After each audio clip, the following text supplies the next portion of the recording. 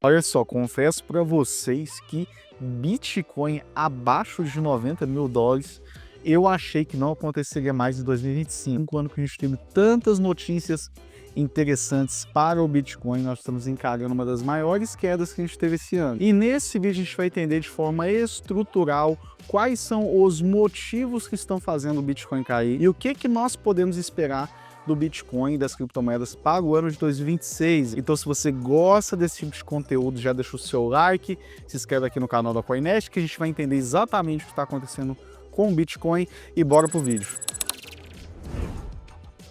Pessoal, meu nome é Felipe, o meu canal Descomplica, a gente descomplica análises de investimentos em criptomoedas, e nesse vídeo estou aqui a convite da Coinext para a gente explicar o que está acontecendo com o Bitcoin. E mesmo que você tenha entrado este ano no mercado ou tenha mais tempo de investidor de Bitcoin, você deve estar se perguntando por que, tendo tantas notícias boas, tantos pontos positivos, o Bitcoin ele está caindo. E o que eu já posso adiantar é, não tem relação direta com o Bitcoin, mas sim como todo o ecossistema ao redor de tudo que a gente vive na nossa vida, né? A gente tem um cenário macroeconômico, a gente tem tensões geopolíticas, a gente tem tensões dentro do mercado financeiro tradicional que acabam impactando o Bitcoin. E dentro de todo esse cenário, a gente tem uma demanda marginal por Bitcoin diminuindo, a gente tem mineradoras vendendo Bitcoin, até porque ela realmente precisa vender para renovar maquinários.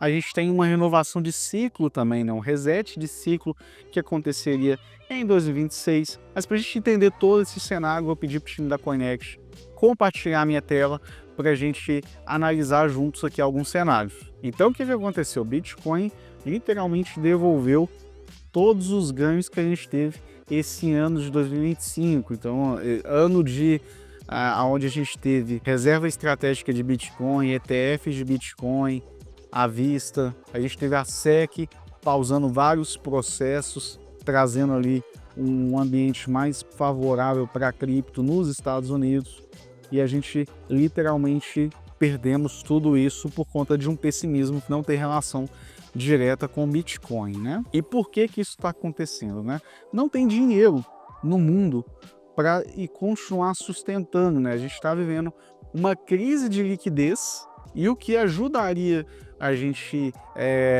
ter mais liquidez dentro do mercado seria a diminuição de juros, e o Fed ele já informou que cortes de juros para dezembro não estão garantidos. Então são fatores macroeconômicos, e esse aqui é um dos primeiros que a gente tem que lidar, né? O macroeconômico impactando diretamente no Bitcoin. Tem um outro ponto que está impactando o mercado cripto como um todo, que é a Strategy. A MicroStrategy, ela é uma das maiores compradoras nominais de Bitcoin. Na verdade, ela é a maior companhia, a maior treasury company que nós temos dentro do mercado. E nesse gráfico aqui a gente consegue ver as posições de compra da Strategy em relação ao Bitcoin. Então tem muito Bitcoin sendo comprado ali ao longo do tempo. Por ela ser a maior acionista corporativa de Bitcoin, ela tem um impacto muito forte dentro do mercado como um todo. Só que tem um índice chamado MNAV, que é em relação ao valor que as empresas, né, que os investidores querem pagar na ação da MicroStrategy em relação à quantidade de Bitcoin que ela tem, que, se eu não me engano, esse índice, no momento que eu estou gravando esse vídeo, está em 1,65, já fala que a Strategy, ela não está num ponto interessante, estratégico, de se emitir novas ações para comprar Bitcoin. Então nós, em teoria, perdemos o nosso maior comprador nominal, isso aqui considerando que a Strategy ela precisaria que as suas ações subissem para eles continuarem fazendo essas compras nominais que nós temos. E um outro ponto também que faz nessa queda é as mineradoras vendendo Bitcoin. Isso é um processo natural. Toda vez que você precisa renovar o maquinário, né, as mineradoras elas precisam, a forma que elas rentabilizam para pagar toda a infraestrutura, para pagar a energia, para comprar novos equipamentos, é a venda do Bitcoin, que é a forma de receita que ela tem. Várias delas acumulam muito Bitcoin para si, inclusive a BlackRock é uma das maiores investidoras da Mara, que é uma das maiores mineradoras de Bitcoin, e elas realmente fizeram vendas de Bitcoin. Isso também fez a gente ter esse processo de queda. Então esse já é um terceiro ponto. O quarto motivo que eu vou trazer para vocês, depois desse eu vou trazer uma luz no fim do túnel para vocês, é em relação a, olha que interessante esse gráfico aqui, que é um gráfico de repetição de ciclo. Nós estamos exatamente nessa linha aqui, e se nós repetíssemos exatamente o que aconteceu nos últimos 4 anos, né, se a gente tivesse novamente esse ciclo de 4 anos acontecendo, a gente viveria queda do Bitcoin em 2026 e essas quedas poderiam ser bem salgadas ali, da gente falando de preços ali até 60 mil dólares por unidade, 40, 35 mil dólares por unidade. Que Jesus abençoe que a gente não passe por isso em 2026, mas se a gente fosse repetir o cenário, seria exatamente isso que aconteceria, considerando que o topo do Bitcoin desse ciclo foi em 124 mil dólares. E tem a possibilidade de a gente estar antecipando esse ciclo de queda. Eu não acredito que a gente vai ter esse ciclo de 4 anos igual a gente sempre teve, justamente por conta das mudanças estruturais que nós tivemos dentro do mercado cripto. Mas se nós tivermos esse ciclo, em 2026 ele seria um ano de queda e nós poderíamos ver o Bitcoin amargando, mas ali em 2029, né, quando a gente voltasse ali aquele ciclo de 4 anos que a gente tem pós-halving, a gente teria o Bitcoin ali em 226 mil dólares por unidade. Eu acredito que a gente vai chegar nesse valor muito antes, porque existe uma demanda estrutural por Bitcoin que não está desenhada dentro dos gráficos. Tá, Felipe, eu entendi que a gente tem uma questão do Fed ali, que não existe liquidez para injetar dinheiro dentro do Bitcoin. Eu entendi que a MicroStrategy ela não está num bom momento para se continuar comprando Bitcoin em relação ao valor das suas ações. Eu entendi que as mineradoras elas têm essa pressão de venda justamente por renovar o seu maquinário e também que a gente está num ciclo que historicamente a gente iniciaria quedas do Bitcoin. Todos esses motivos juntos, somados a esse ponto aqui que eu não comentei, mas ele pode ser um dos influenciadores também. Olha só, o CEO da Alphabet, né, o CEO do Google, que disse à BBC que nenhuma empresa estará imune a uma bolha de IA se ela estourar. E tem muitos investidores nos Estados Unidos que estavam muito preocupados com uma bolha de IA em relação aos resultados da NVIDIA.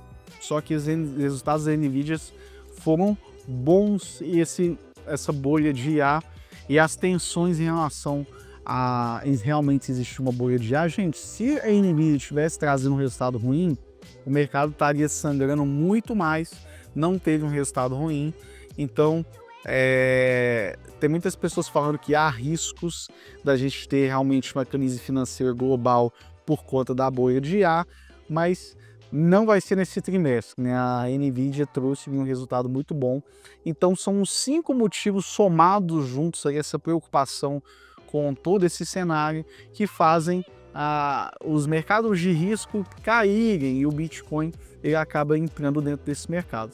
Agora, o que nós temos como ponto positivo, né? O que poderia trazer ali uma pontinha de esperança para a gente ver o Bitcoin subindo novamente? Olha, analisando o cenário macro como um todo, não tem nada que faça o Bitcoin subir agora. O que vai fazer o Bitcoin subir a 100 mil dólares de novo? Nada, a não ser que o ativo ele continua sendo o mesmo era quando ele estava nos 124 mil dólares. Nada mudou, não aumentou a oferta, não deixou de ser escasso, não deixou interessante, não deixou de ser uma evolução natural do dinheiro e mesmo assim a gente está comprando. É como se você fosse comprar um iPhone novo na loja, 1.200 dólares e agora ele está 800 dólares, você já queria comprar. Então, é o momento de, se as pessoas que olham para o Bitcoin com um olhar um pouco mais de longo prazo estão comprando o Bitcoin. E mostrando aqui para vocês novamente, olha só que interessante, Glassnode identificou um aumento histórico do número de carteiras de Bitcoin, isso aqui em novembro de 2025, ó, de mais de 1.000 Bitcoins. Então, quem tem muito dinheiro está comprando Bitcoin.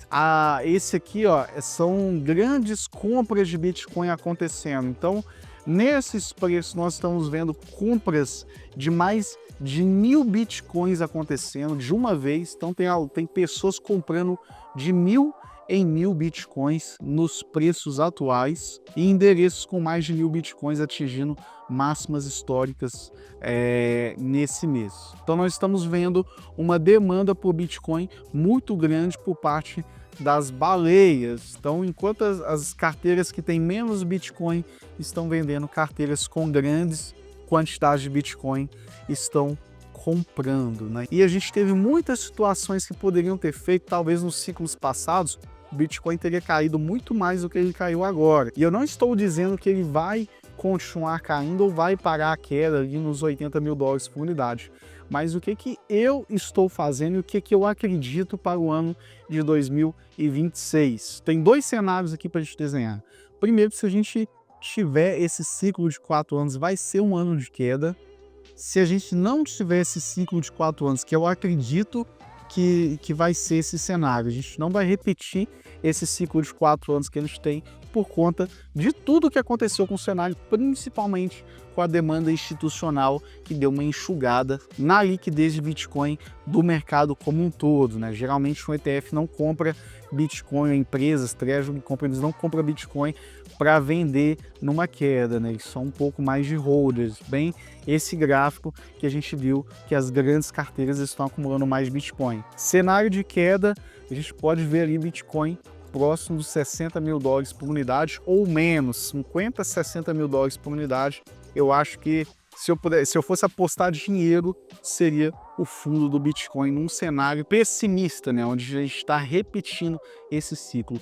Num cenário de alta, mesmo com essa demanda estrutural, eu não acredito que a gente passe dos 150 mil dólares por unidade, porque depende de uma série de fatores para que isso aconteça, e um desses fatores é a gente ter cenário geopolítico e financeiro global, né, um cenário macro positivo e corte de juros, injeção de liquidez dentro do mercado. Então tem uma série de fatores que podem influenciar nesse preço. Eu já fui muito mais otimista com esse preço para 2026, mas eu acredito que um olhar mais frio, e eu já estou sendo otimista ali, 150 mil dólares por unidade, deu muito certo 180 mil dólares por unidade, mas eu acho muito difícil disso acontecer. Eu acho que um cenário otimista em 150, se a gente não tiver esse retorno do ciclo de 4 anos, faz mais sentido para mim. Então, sim, eu coloco números aqui, porque eu não vou ficar em cima do muro com vocês. Vocês sabem que todo o conteúdo que eu faço aqui para Coinext, eu não fico em cima do muro. A minha visão não reflete necessariamente a visão da corretora, e essas informações que estão sendo passadas nesse vídeo não são uma recomendação de investimento, é um estudo para adiantar seu processo de aprendizado sobre Bitcoin e criptomoedas. Então esteja muito atento no mercado, que oportunidades podem acontecer, mais quedas podem acontecer, mas o Bitcoin ele continua o mesmo, ele continua sendo extremamente valioso, e para o longo prazo eu acredito que o Bitcoin vai bater ali em algum momento mais de $1 milhão por unidade, não sei se em 2030, não sei se em 2035, mas aproveite os momentos interessantes para fazer suas compras, né? Siga o que as baleias estão fazendo. Abraço e até a próxima.